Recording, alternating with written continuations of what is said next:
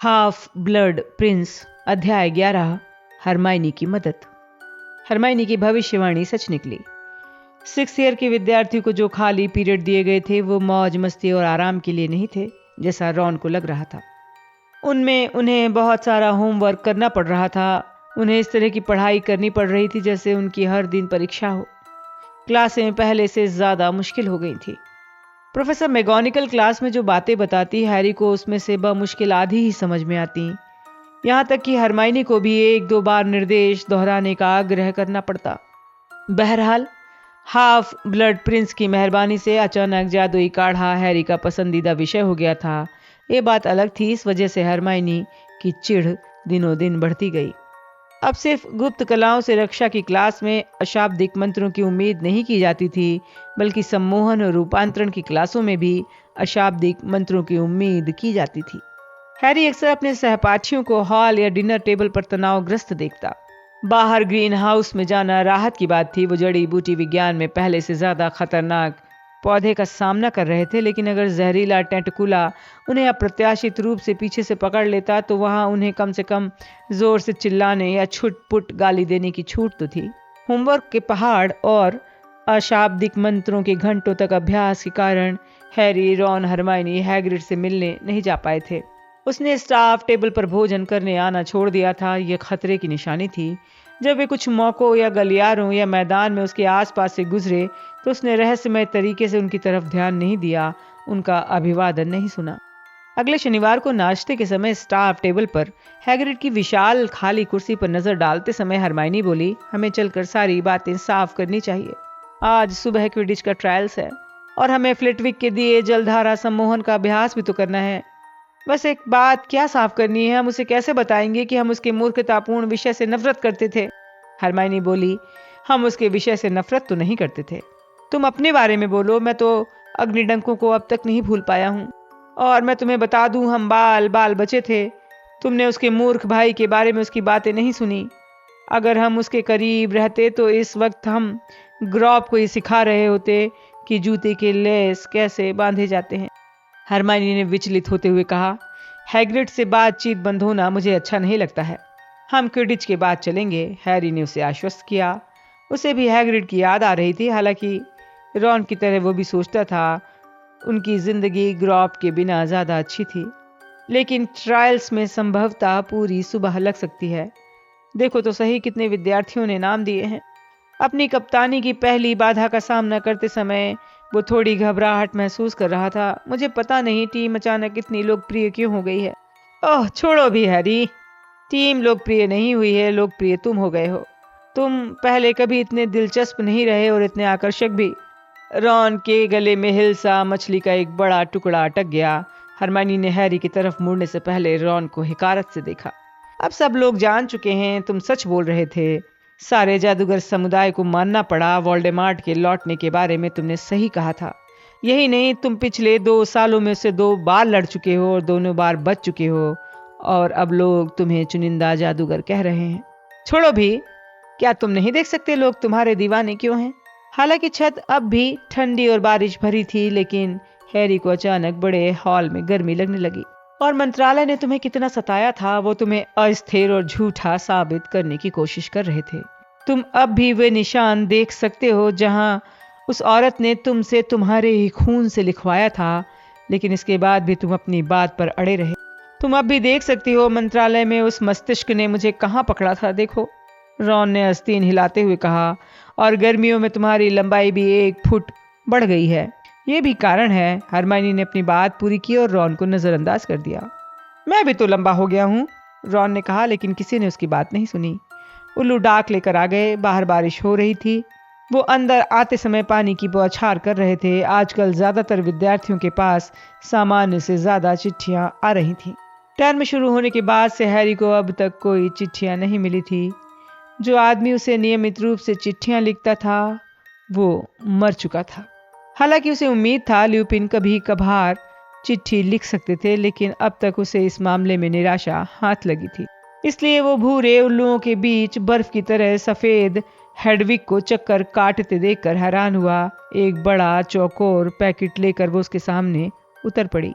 एक पल बाद उसी तरह एक पैकेट रॉन के सामने आया। हालांकि उसका छोटा और थका हुआ उल्लू पैकेट के बोझ तले दबता हुआ दिख रहा था।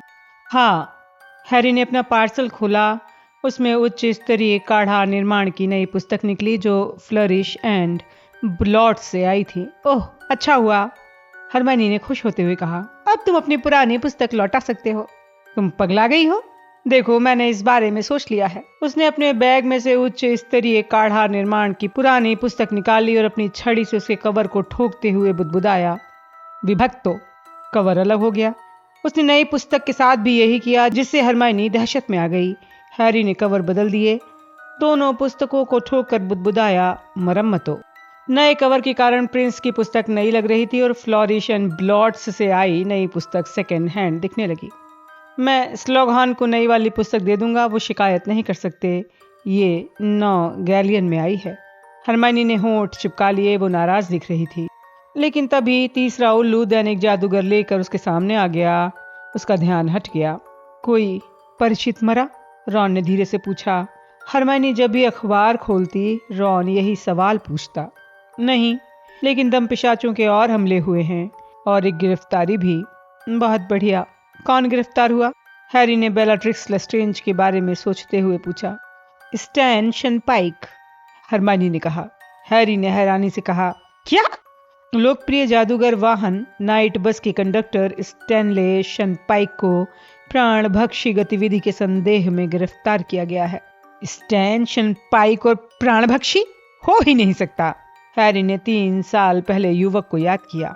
हो सकता है उसे सम्मोहन शाप दिया गया हो, रॉन ने तर्क देते हुए कहा। कौन जाने, ऐसा नहीं लगता है, हरमाइनी ने कहा, जो अभी पढ़ रही थी। इसमें लिखा है वो शराब खाने में बैठकर प्राण भक्षियों की गोपनीय योजनाओं के बारे में बात कर रहा था। अपने चेहरे पर उलझन का भाव लाकर उसने ऊपर देखा और कहा, अगर उसे सम्मोहन शाप दिया गया होता तो वो उनकी योजनाओं के बारे में चिल्ला चिल्ला कर नहीं बोलता, है ना? लगता है जैसे वो ये जताने की कोशिश कर रहा था वो बहुत कुछ जानता है, रॉन ने कहा। ये वही युवक तो नहीं जो मोहिनियों के सामने जादू मंत्री बनने का दावा कर रहा था? हाँ, वही है, हैरी ने कहा। क्या पता मंत्रालय वाले स्टैन की बात को गंभीरता से क्यों ले रहे हैं। शायद वो ये दिखाना चाहते हैं वो कुछ कर रहे हैं, हरमाइनी ने त्योरियां चढ़ाते हुए कहा। लोग बाग दहशत में हैं। तुम्हें पता है पाटिल बहनों की मम्मी डैडी उन्हें घर ले जाना चाहते थे और एलोइस मिजियन तो पहले ही घर चली गई है। उसके डैडी कल उसे रात को ले गए। क्या? रॉन ने हरमाइनी को घूरते हुए कहा। लेकिन हॉगवर्ट्स उनके घरों से ज्यादा सुरक्षित है। सभी अतिरिक्त सुरक्षात्मक मंत्र हैं और डंबलडोर हैं। हमारे पास ऑरर्स हैं। मुझे नहीं लगता डंबलडोर यहाँ ज्यादा समय रहते हैं। हरमाइनी ने जादूगर के ऊपर से स्टाफ टेबल की तरफ देखते हुए धीरे से कहा। क्या तुमने नहीं देखा कि पिछले हफ्ते उनकी कुर्सी भी उतनी ही बार खाली रही जितनी बार हैग्रिड की? हैरी ने सोचा, सचमुच उसने 1 सप्ताह पहले के अतिरिक्त सबक के बाद डंबलडोर को आज तक नहीं देखा है। हरमाइनी ने धीमी आवाज में कहा, मुझे लगता है वो स्कूल के बाहर जाकर माया पंछी के समूह में काम कर रहे होंगे। मेरा मतलब है मामला गंभीर है। हैरी और रॉन ने जवाब नहीं दिया, लेकिन हैरी जानता था सब एक ही बात सोच रहे हैं। कल एक भयंकर घटना हुई थी जब हान्ना एबार्ट को जड़ी बूटी विज्ञान की क्लास से बाहर बुलाकर ही बताया गया था कि उसकी माँ की मौत हो गई है। हान्ना तब से नजर नहीं आई है। जब वो 5 मिनट बाद गरुण द्वार की टेबल छोड़कर क्विडिच पिच की तरफ बढ़े तो लेवेंडर ब्राउन और पार्वती पाटिल के पास से गुजरे। हैरी को हरमाइनी की बात याद आई। पाटिल बहनों की मम्मी डैडी उन्हें हॉगवर्ट्स से ले जाना चाहते हैं। इसलिए उसे देखकर हैरानी नहीं हुई कि दोनों अच्छी सहेलियां दुखी मन से बातचीत में डूबी थी। उसे तो ये देखकर हैरानी हुई कि जब रॉन उनके पास पहुंचा तो पार्वती ने अचानक लेवेंडर को कोहनी मारी और लेवेंडर रॉन की तरफ देखकर जोरदार ढंग से मुस्कुराई। रॉन ने उसकी तरफ देखकर पलकें झपकाई, फिर वो भी अनिश्चितता से मुस्कुरा दिया। उसकी चाल अचानक मतवाली हो गई। जैसी हैरी को उम्मीद थी, ट्रायल्स में ज्यादातर सुबह लग गई। लगभग आधा गरुण द्वार हाउस वहां पर था। उनमें फर्स्ट ईयर के विद्यार्थी थे जो स्कूल की पुरानी झाड़ुओं को घबरा कर पकड़े हुए थे। 7th ईयर के विद्यार्थी भी थे जो बाकी विद्यार्थियों से लंबे और डरावने दिख रहे थे। 7th ईयर के विद्यार्थियों में तार जैसे बालों वाला वो लड़का भी था जिसे हैरी ने हॉगवर्ट्स एक्सप्रेस में देखा था। हम लोग ट्रेन में मिल चुके हैं, स्लग हॉर्न के कंपार्टमेंट में, उसने आत्मविश्वास से कहा। हैरी से हाथ मिलाने के लिए भीड़ से बाहर आया। Cormac मैकलेगन, keeper. हैरी ने पूछा, तुमने पिछले साल ट्रायल्स नहीं दिए थे, है ना? मैकलेगन की चौड़ाई देखते हुए हैरी सोच रहा था वो बिना हिले ही गोल के 3 रिंगों को ढक सकता है। मैं ट्रायल्स के समय अस्पताल में था। मैंने शर्त जीतने के लिए नन्हे पिशाचों के 1 पौंड अंडे खा लिए थे। मैकलेगन ने थोड़ी शेखी बघारते हुए कहा, अच्छा देखो, तुम इंतजार करो। उसने पिच के कोने की तरफ इशारा किया जिसके पास हरमाइनी बैठी थी। मैकलेगन के चेहरे पर चिढ़ का भाव आ गया। हैरी को लगा स्लग हॉर्न क्लब में शामिल होने के कारण शायद मैकलेगन उससे विशिष्ट व्यवहार की उम्मीद कर रहा होगा। हैरी ने प्राथमिक परीक्षण के शुरुआत करने का फैसला किया। उसने सभी इच्छुक खिलाड़ियों से कहा कि वो 10-10 के समूह में पिच के चारों तरफ उड़ें। ये अच्छा निर्णय था। पहले 10 विद्यार्थी फर्स्ट ईयर के थे। तत्काल ही ये स्पष्ट हो गया कि वो शायद पहले कभी झाड़ुओं पर उड़े ही नहीं थे। दूसरे समूह में 10 मूर्ख लड़कियां थीं। हैरी ने आज तक उनसे ज्यादा मूर्ख लड़कियां नहीं देखी थी। उसकी सीटी बजाते ही वो एक दूसरे का हाथ पकड़कर खी खी करने लगी। उसमें रोमिल्डा वेन भी थी। जब हैरी ने उनसे पिच से जाने को कहा तो वो खुशी खुशी जाकर दर्शक दीर्घा में बैठ गईं और बाकी सबकी हंसी उड़ाने लगी। तीसरा समूह पिच पर आधी दूर तक जाकर आपस में टकरा गया। चौथे समूह में ज्यादातर लोग बिना झाड़ुओं के आए थे। पांचवा समूह मेहनत कश के विद्यार्थियों का था। अगर गरुण द्वार के अलावा दूसरे हाउस का कोई और खिलाड़ी है तो मेहरबानी करके यहां से चला जाए। हैरी गरजा। उसे सचमुच गुस्सा आ रहा था। एक पल के लिए खामोशी छा गई। फिर चील घात की 2 लड़कियां जोर जोर से हंसती हुई पिच से भागती हुई चली गई। काफी शिकायतें हुई। विद्यार्थी झल्लाते रहे। कॉमेट 62 की टक्कर हुई। कई दांत टूटे। बहरहाल 2 घंटे बाद हैरी 3 धावकों को चुनने में कामयाब हुआ। केटी बेल, जो उत्कृष्ट ट्रायल देने के बाद टीम में दोबारा लौट आई। नई खोज डेमिल्जा रॉबिन्स, जो पहलवानों से बचने में खास तौर पर माहिर थी।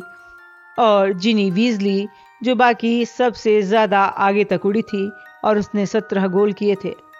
हालांकि हैरी अपने चुनाव से खुश था, लेकिन उसे कई शिकायत करने वालों पर जोर जोर से चिल्लाना पड़ रहा था। बाद में उसे अस्वीकृत मार्कों के साथ भी इसी तरह का संघर्ष करना पड़ा। उसने गरजते हुए कहा, यह मेरा आखिरी फैसला है और अगर तुम लोग कीपर्स का ट्रायल नहीं होने देते तो मैं तुम पर मंत्र मार दूंगा। उसके चुने हुए दोनों मार्कों में से कोई भी फ्रेड और जॉर्ज जितना माहिर नहीं था, लेकिन वो संतुष्ट था। जिमी पीक्स नाटा लेकिन चौड़े सीने वाला 3rd ईयर का विद्यार्थी था। उसने तेजी से एक पहलवान मारकर हैरी के सिर के पिछले हिस्से में अंडे के आकार का घूमड़ उठा दिया था। रिची कूट गंदा दिखता था, लेकिन उसका निशाना अच्छा था। हैरी ने जानबूझकर कीपर्स का ट्रायल आखिर में रखा था। वो सोच रहा था तब तक स्टेडियम खाली हो जाएगा, तनाव कम रहेगा। बहरहाल दुर्भाग्य से सभी नाकामयाब खिलाड़ी स्टेडियम में बैठे रहे। दर्शकों की भीड़ अब पहले से ज्यादा हो गई थी। जब कीपर का कोई भी उम्मीदवार उड़कर रिंग के पास आता तो भीड़ शोर मचाने के साथ ही हुटिंग भी करने लगती। हैरी ने रॉन की तरफ देखा, जो ऐसे मौकों पर घबरा जाता था। हैरी को उम्मीद थी पिछले टर्म में आखिरी मैच जीतने पर उसकी हालत सुधर गई होगी, लेकिन ऐसा नहीं हुआ। रॉन का चेहरा अब भी हरा था। पहले 5 विद्यार्थी 2 से ज्यादा गोल नहीं बचा पाए। हैरी को बड़ी निराशा हुई जब कॉर्मैक मैकलेगन ने 5 में से 4 पेनाल्टी बचा ली। बहरहाल आखिरी पेनाल्टी में उसने गलत दिशा में छलांग लगा दी। भीड़ हंसने लगी, हुटिंग करने लगी। जब रॉन अपनी क्लीन स्वीप झाड़ू पर चढ़ा तो ऐसा लग रहा था वो बेहोश होने वाला है। गुड लक, दर्शक दीर्घा से आवाज आई। हैरी ने मुड़कर देखा। ये लेवेंडर ब्राउन की आवाज थी। हैरी अपने हाथों से अपना चेहरा छिपाना चाहता था, जैसा लेवेंडर ने एक पल बाद किया, लेकिन कप्तान होने के नाते उसे थोड़ी ज्यादा हिम्मत दिखानी थी, इसलिए वो रॉन का ट्रायल देखने के लिए मुड़ गया। उसे चिंता की जरूरत नहीं थी। रॉन ने लगातार 1, 2, 3, 4, 5 पेनाल्टी बचा ली। हैरी बहुत खुश था और भीड़ की तरह तालियां बजाने से खुद को मुश्किल से रोक पाया।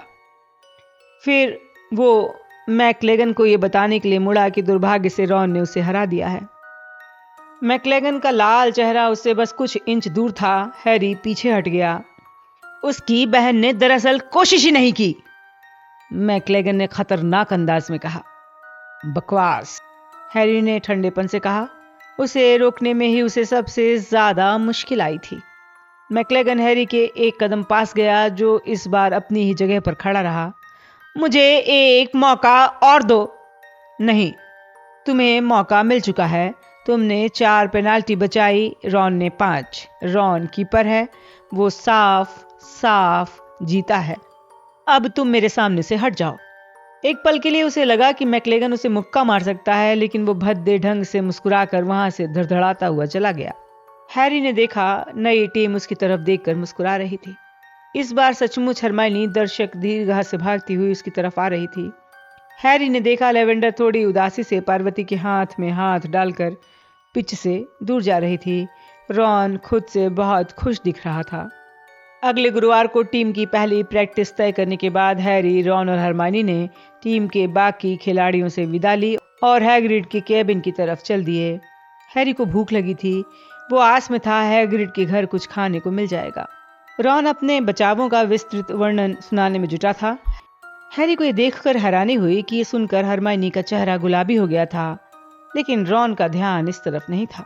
हैग्रिड के केबिन के सामने भूरा गरुड़ अश्व बगबीक बंधा था।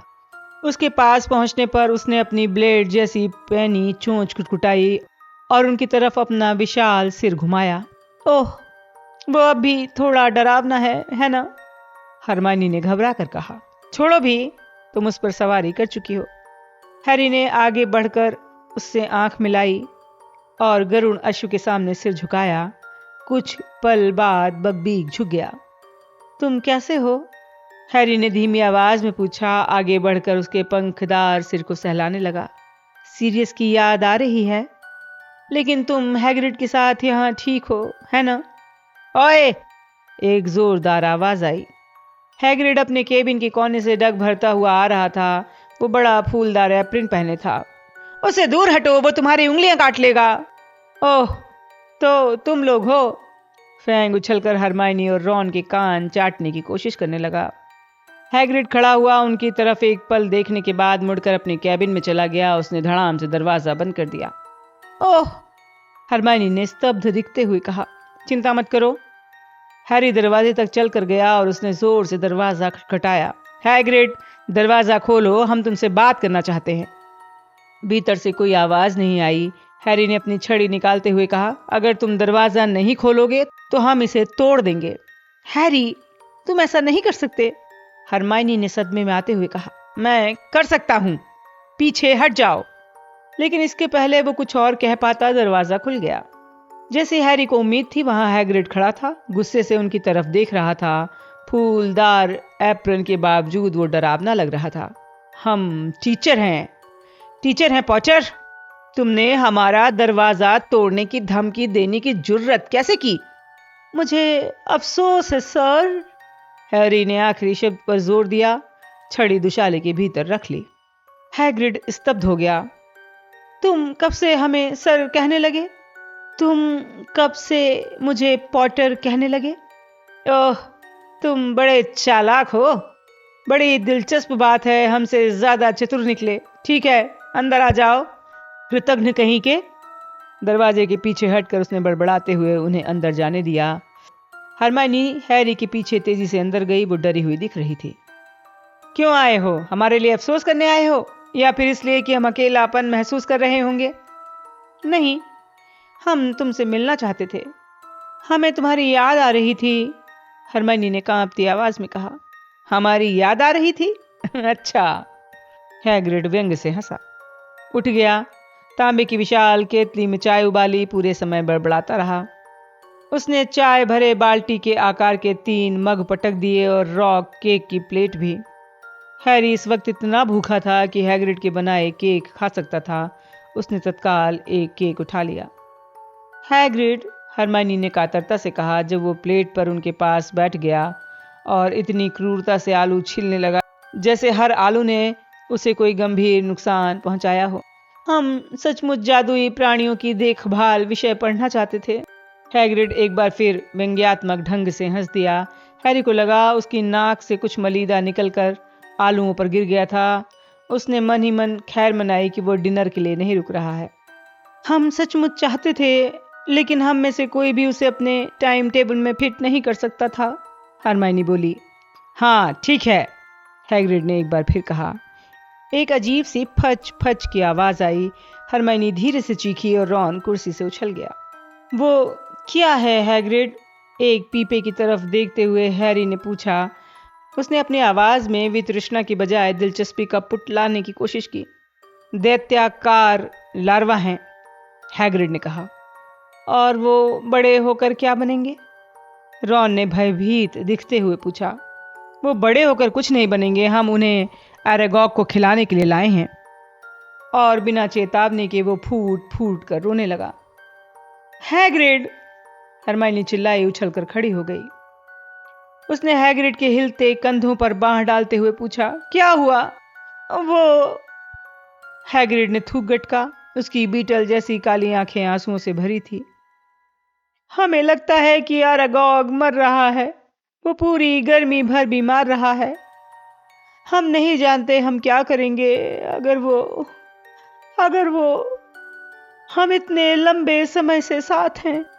हरमाइनी ने हैग्रिड का कंधा थपथपाया। ऐसा लग रहा था जैसे उसे समझ नहीं आ रहा था वो क्या कहे। हैरी जानता था वो कैसा महसूस कर रही होगी। वो जानता था कि हैग्रिड ने एक छोटे दुष्ट ड्रैगन को टेडी बियर का तोहफा दिया था। हैरी ने उसे दैत्याकार डंक वाले बिच्छुओं से लाड़ करते देखा था। उसने उसके दुष्ट सौतेले दानव भाई के मामले में उसे तर्क करने की कोशिश की थी, लेकिन ये सबसे अबूझ दैत्याकार शौक था। बोलने वाला दैत्याकार मकड़ा एरेगॉग, जो जंगल की गहराई में रहता था, जिससे हैरी और रॉन 4 साल पहले बाल बाल बचे थे। क्या हम कुछ कर सकते हैं? हरमाइनी ने रॉन के इशारे को नजरअंदाज करते हुए पूछा। तुम कुछ नहीं कर सकती हरमाइनी। देखो, उसके बीमार होने के बाद वो थोड़े अजीब हो रहे हैं, थोड़े हिंसक। हाँ, मुझे लगता है हमने उनका वो रूप देखा है, रॉन ने दबी आवाज में कहा। हमें नहीं लगता हमारे अलावा किसी का वहां जाना सुरक्षित रहेगा। हैग्रिड ने बात पूरी की, अपनी नाक एप्रन पर सुड़क कर ऊपर देखा। लेकिन मदद का प्रस्ताव रखने के लिए धन्यवाद हरमाइनी। हमारे लिए ये बहुत मायने रखता है। उसके बाद माहौल हल्का हो गया। हालांकि हैरी या रॉन ने एक हत्यारे दैत्याकार मकड़े को विशाल लार्वा खिलाने की कोई इच्छा जाहिर नहीं की थी, लेकिन हैग्रिड ने मान लिया था वो ऐसा करना चाहते होंगे। इसके बाद वो हमेशा जैसा व्यवहार करने लगा। हम हमेशा से जानते थे तुम्हें टाइम टेबल में हमारा विषय रखने में मुश्किल आएगी, उसने रूखेपन से कहा। उनके मग में दोबारा चाय भरी। भले ही तुम लोग काल परिवर्तक के लिए आवेदन दे देते, हम ऐसा नहीं कर सकते थे। हम गर्मियों में मंत्रालय गए थे तो हमने वहां सारे काल परिवर्तक तोड़ डाले थे। उसकी खबर दैनिक जादूगर में छपी थी। तब तो तुम ये काम किसी तरीके से नहीं कर सकते थे। हमें अफसोस है हमने ऐसा। तुम जानते हो हमें एरेगॉग की चिंता थी और हम सोच रहे थे कि अगर प्रोफेसर ग्रबली प्लैंक तुम लोगों को पढ़ा रही होती तो तुम शायद। इस पर तीनों ने कई चीजें गिनाते हुए साफ झूठ बोल दिया कि हैग्रिड की जगह कई बार पढ़ाने वाली प्रोफेसर ग्रबली प्लैंक बहुत बुरी टीचर थी। इसका परिणाम ये हुआ, हैग्रिड ने शाम के धुंधलके में जब उन्हें हाथ हिलाकर विदा किया तो वो खुश नजर आ रहा था। मैं भूख से मरा जा रहा हूँ, हैरी ने कहा जब वो हैग्रिड के घर से निकलकर अंधेरे और वीरान मैदान में चलने लगे। उसने रॉक केक को खाने की कोशिश तब छोड़ दी जब उसके पीछे वाले दांत से खतरनाक कट की आवाज आई। और मुझे आज रात को स्नैप के पास जाकर सजा काटनी है। मेरे पास डिनर के लिए ज्यादा वक्त नहीं है। जैसे ही वो महल में पहुंचे उन्हें कॉर्मेक मैकलेगन बड़े हॉल में दाखिल होता दिखाई पड़ा। वो दूसरी कोशिश में दरवाजे से अंदर घुस गया। पहली बार तो वो फ्रेम से टकरा गया था। रॉन संतुष्टि के साथ हंसकर हॉल में उसके पीछे पीछे चला गया, लेकिन हैरी ने हरमाइनी का हाथ पकड़कर उसे रोक लिया। क्या? हरमाइनी ने रक्षात्मक तरीके से कहा। हैरी ने धीरे से कहा, देखो, मैकलेगन को देखकर लगता है कि किसी ने उस पर चक्कर घिन्नी शाप मारा है और स्टेडियम में जहां तुम बैठी थी वो ठीक तुम्हारे सामने खड़ा था। ओह, हरमाइनी का चेहरा लाल हो गया। ये मैंने ही किया था। लेकिन तुमने सुना नहीं वो पूरे रास्ते रॉन और जिनी के बारे में क्या बोल रहा था? वैसे भी उसका गुस्सा बहुत तेज है। तुम ऐसे व्यक्ति को टीम में कैसे ले सकते थे? नहीं, मैं नहीं लेता। मुझे लगता है कि तुम्हारी बात तब सच है, लेकिन हरमाइनी, क्या ये बेईमानी नहीं है? मेरा मतलब तुम प्रिफेक्ट हो, है ना? जब हैरी मुस्कुराने लगा तो हरमाइनी ने उसे झिड़क दिया। ओह, चुप रहो। तुम दोनों क्या कर रहे हो? रॉन ने पूछा और उन्हें शक भरी निगाहों से देखने लगा। कुछ नहीं, हैरी और हरमाइनी ने एक साथ कहा। जल्दी से रॉन के पीछे चले गए। भुने हुए मीट की खुशबू से हैरी के पेट में भूख की मरोड़ उठने लगी। वो टेबल की तरफ चले कि तभी प्रोफेसर स्लगहॉर्न सामने आ गए। उनका रास्ता रोक कर खड़े हो गए। हैरी, हैरी, मैं तुम्ही को खोज रहा था। मैं डिनर से पहले तुम्हें पकड़ना चाहता था। तुम डिनर के बजाय आज रात को मेरे कमरे में चाय नाश्ता क्यों नहीं करते? मैंने एक छोटी सी पार्टी की है जिसमें कुछ उभरते सितारे आएंगे। मुझे उम्मीद है मिस ग्रेंजर भी मेहरबानी करके उस पार्टी में आएंगी। स्लगहॉर्न अपनी बात खत्म करते समय हरमाइनी की तरफ देखकर हल्के से सर झुका रहे थे। ऐसा लगा जैसे उनके लिए रॉन वहां था ही नहीं। स्लगहॉर्न ने उसकी तरफ देखना भी जरूरी नहीं समझा। मैं नहीं आ सकता प्रोफेसर, मुझे प्रोफेसर स्नैप के साथ सजा काटनी है। ओह, स्लगहॉर्न ने कहा। उनका चेहरा मजाकिया ढंग से लटक गया। ओह हैरी, मुझे तुम्हारे आने का भरोसा था। अच्छा, तो मैं सेवरस से बात करके उसे स्थिति समझा देता हूँ। मुझे यकीन है वो तुम्हारी सजा किसी और दिन रखने को तैयार हो जाएगा। हाँ, मैं तुम दोनों से बाद में मिलता हूँ। वो हॉल से तेजी से निकल गए। जिस पल स्लगहॉर्न दूर पहुंचे, हैरी बोला, स्नैप के तैयार होने का सवाल ही नहीं उठता। सजा एक बार पहले ही टल चुकी है। उन्होंने डंबलडोर के लिए कर दिया था, लेकिन किसी और के लिए हरगिज नहीं करेंगे। हरमाइनी ने चिंता से कहा, ओह काश तुम साथ चलते। मैं अकेली नहीं जाना चाहती। हैरी जानता था वो मैकलेगन के बारे में सोच रही है। मुझे नहीं लगता तुम अकेली रहोगी। शायद जिनी को भी आमंत्रित किया गया है, रॉन ने ताना मारते हुए कहा, जिसे इस बात का बुरा लग रहा था कि स्लगहॉर्न ने उसे नजरअंदाज कर दिया। डिनर के बाद वो गरुड़ द्वार टावर की तरफ चले गए। गरुड़ द्वार का हॉल काफी भरा हुआ था। रॉन स्लगहॉर्न के साथ हुई मुठभेड़ के बाद बुरे मूड में था। वो अपने हाथ बांधकर और त्योरियां चढ़ाकर छत की तरफ देखता रहा। हरमाइनी ने संध्याकालीन जादूगर की प्रति उठा ली जो कोई कुर्सी पर छोड़ गया था। कोई नई खबर? हैरी ने कहा। नहीं तो। हरमाइनी ने अखबार खोला। उसके अंदर के पन्नों पर सरसरी निगाह डाली। ओह हाँ, तुम्हारे डैडी के बारे में खबर है रॉन। वो बिल्कुल ठीक है, उसने जल्दी से जोड़ दिया, क्योंकि रॉन दहशत में उसकी तरफ घूम गया था। इसमें तो बस ये लिखा है कि उन्होंने मेलफॉय के घर पर छापा मारा था। प्राण भक्षी के निवास पर मारे गए दूसरे छापे में कुछ नहीं मिला है। आर्थर वीजली का कहना है कि उनके दल ने एक विश्वसनीय सुराग के आधार पर छापा मारा था। हाँ, वो सुराग मैंने ही दिया था। मैंने उन्हें किंग्स क्रॉस स्टेशन पर मेलफॉय और उस चीज के बारे में बताया था जो मेलफॉय बोर्गिन से सुधरवाना चाहता था। देखो, अगर ये उसके घर पर नहीं है तो वो जरूर उस चीज को अपने साथ हॉगवर्ट्स लाया होगा। लेकिन वो ऐसा कैसे कर सकता है? हम जब आए थे तो हम सबकी तलाशी हुई थी, है ना? अच्छा, हैरी ने हैरानी से कहा। मेरी तो नहीं हुई थी। ओह, जाहिर है तुम्हारी नहीं हुई थी। मैं भूल गई थी तुम देर से आए थे। फिल्च ने हम सबके शरीर पर खुफिया संवेदन सूचक घुमाए थे। कोई शैतानी वस्तु होती तो पकड़ में आ जाती। हैरी एक पल के लिए अवाक होकर जिनी वीजली को अर्नोल्ड नाम के पिग्मी पफ से खेलते देखता रहा। फिर उसने इस आपत्ति के बावजूद एक रास्ता खोज लिया। तो किसी ने उल्लू से भेजा होगा, उसकी माँ या किसी और ने। सभी उल्लुओं की जांच हो रही है। फिल्च हमारे शरीर पर खुफिया संवेदन सूचक फेर रहा था तो उसने हमें बताया था। इस बार हैरी सचमुच कुछ नहीं कह पाया। उसने आशा से रॉन की तरफ देखा। वो अपनी बाहें बांध कर बैठा था, लेवेंडर ब्राउन को घूर रहा था। क्या तुम कोई ऐसा तरीका सोच सकते हो जिससे मेलफॉय? ओह छोड़ो भी हैरी, हैरी ने आवेश में आते हुए कहा। सुनो, ये मेरी गलती नहीं है कि स्लगहॉर्न ने अपनी मूर्खतापूर्ण पार्टी में हरमाइनी और मुझे आमंत्रित किया है। तुम जानते हो हम दोनों वहां नहीं जाना चाहते। रॉन ने खड़े होते हुए कहा, देखो, चूंकि मुझे पार्टी में नहीं बुलाया गया है, मुझे लगता है मुझे सोने जाना चाहिए। वो पैर पटकते हुए लड़कों के कमरों की तरफ जाने वाले दरवाजे तक गया। हैरी हरमाइनी देखते रहे।